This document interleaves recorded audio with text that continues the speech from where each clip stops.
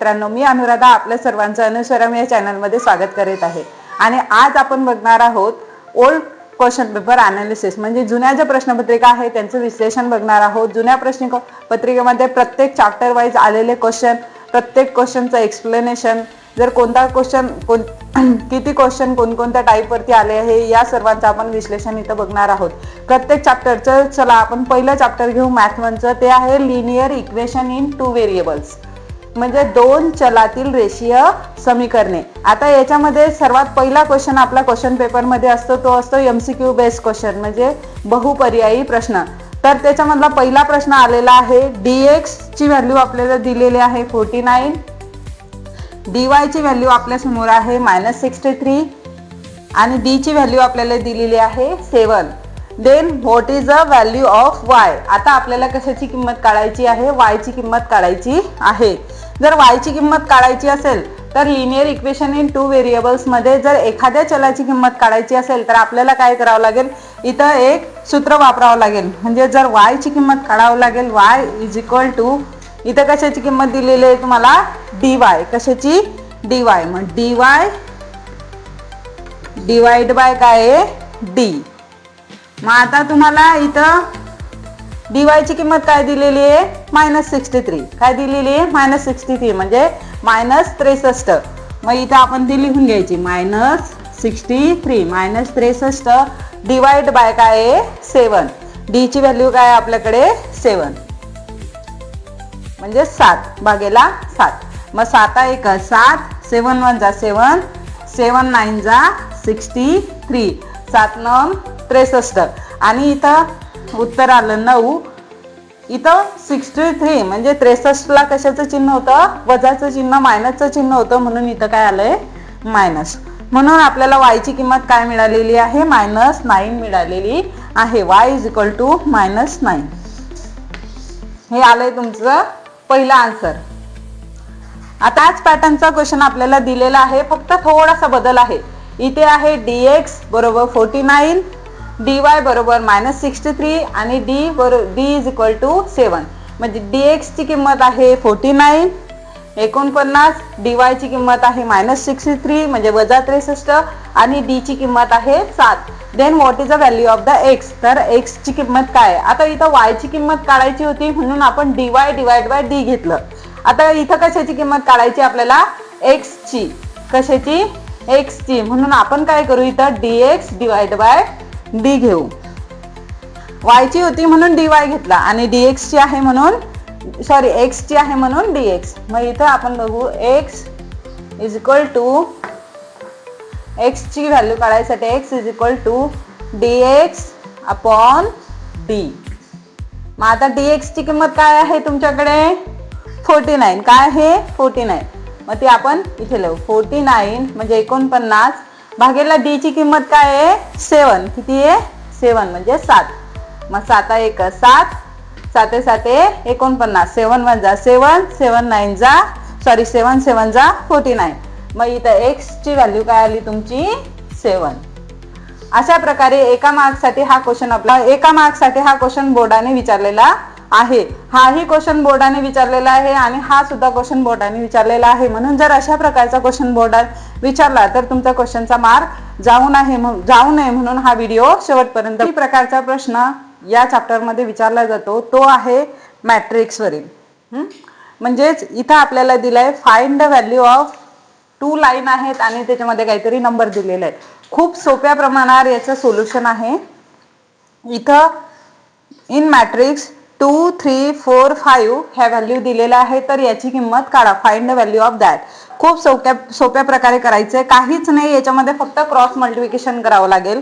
जसं 2 multiply by 5 आणि 4 multiply by 3 म्हणजे 2 गुणेला 5 आणि 4 गुणेला 3. मग करा इथं 2 गुणेला 5, 2 multiply by 5 minus 4 multiply by 3. आता 5 दुने किती आले? 10 वजा 4 त्रिक 12. तर आता वजा 12 मधून 10 गेले, -12 मधून 10 गेले, उत्तर काय आलं? -2. प्रश्न आहे find the value of in matrix 5 3 -7 -4. म्हणजे आपल्याला किंमत विचारली आहे 5 3 -7 आणि -4 ही मॅट्रिक्स मध्ये किंमत दिलेली आहे कॉलम मध्ये. त्याचं आन्सर आपल्याला काढायचं आहे. मग इथे काय करायचं, इथे पण सेम प्रोसेस आहे, काहीच नाही, फक्त क्रॉस मल्टिप्लिकेशन करायचं. हे जे नंबर आहेत यांचं क्रॉस मल्टिप्लिकेशन करायचं, म्हणजेच ब्रॅकेट मध्ये घ्यायचं 5 गुणेला -4. आता इथं -4 आहे, इथं याला 4 ला वजाचं साइन आहे म्हणून याला मी स्पेशल एक ब्रॅकेट दिला. -4 त्याच्यानंतर वजाचं चिन्ह इथे येईल 3 गुणेला -7. मग आता 5 चौक किती आलं इथं, 5 × 4 20, 5 चौक 20 आणि इथं 4 ला वजाचं चिन्ह आहे म्हणून मी इथं वजाचं चिन्ह दिलं. वजा इथं काय आले 7 3 21 म्हणजे 7 त्रिक किती आले 21 आणि इथं 7 ला कशाचं चिन्ह आहे, वजाचं चिन्ह, मायनसचं साइन आहे म्हणून मी इथं मायनसचं साइन दिलं.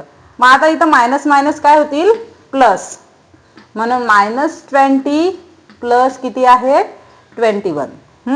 मग +20 मधून एक नंबर मायनस आणि एक नंबर प्लस असल्यानंतर काय होतं इथं वजा बाकी होते. मग इथं 20 मधून 21 मधून 20 गेले, काय राहिलं 1.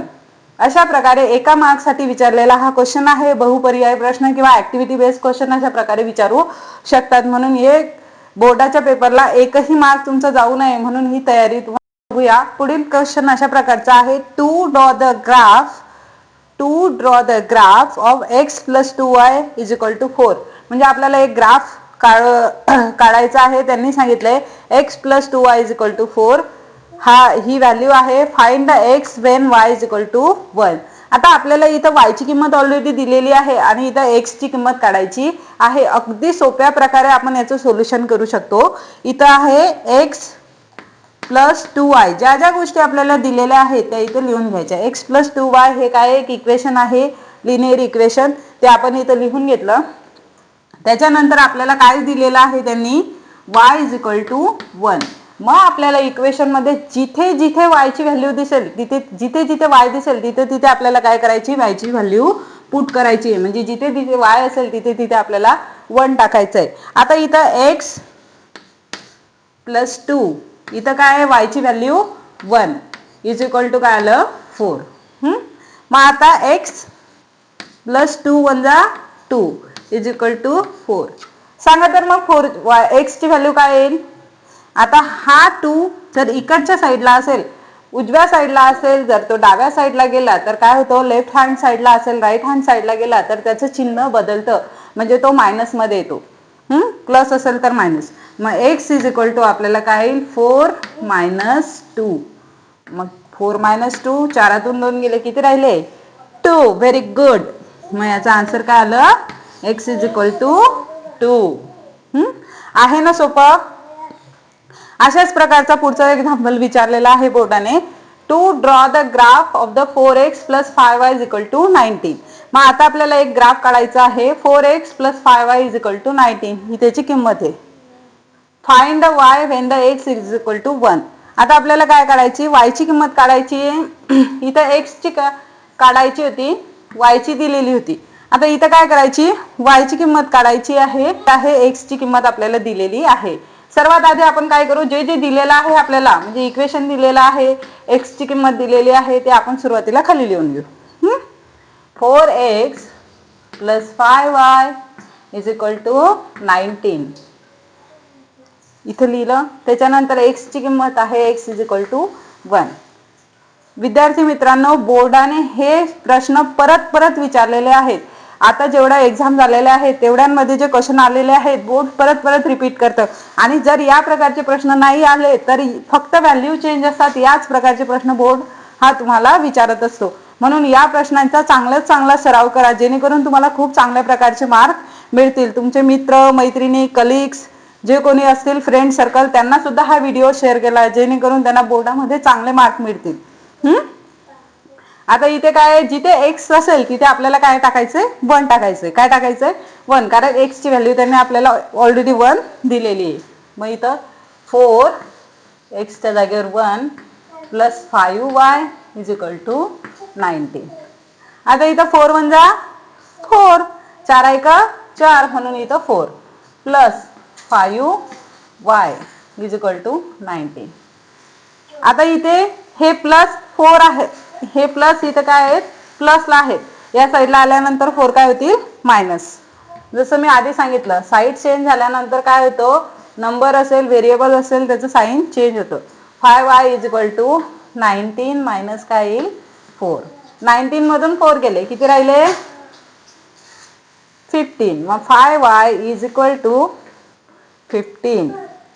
मग y इज इक्वल टू हे y इकडे 5 इकडे मल्टिप्लायला आहेत y ला, या साईडला आल्यानंतर काय होतील डिवाइडला. मग 15 अपॉन 5. मग 5 एक 5 5 3 15 5 1 जा 5 5 3 जा 15. y ची व्हॅल्यू काय आलेली आहे इथं 3 आलेली आहे.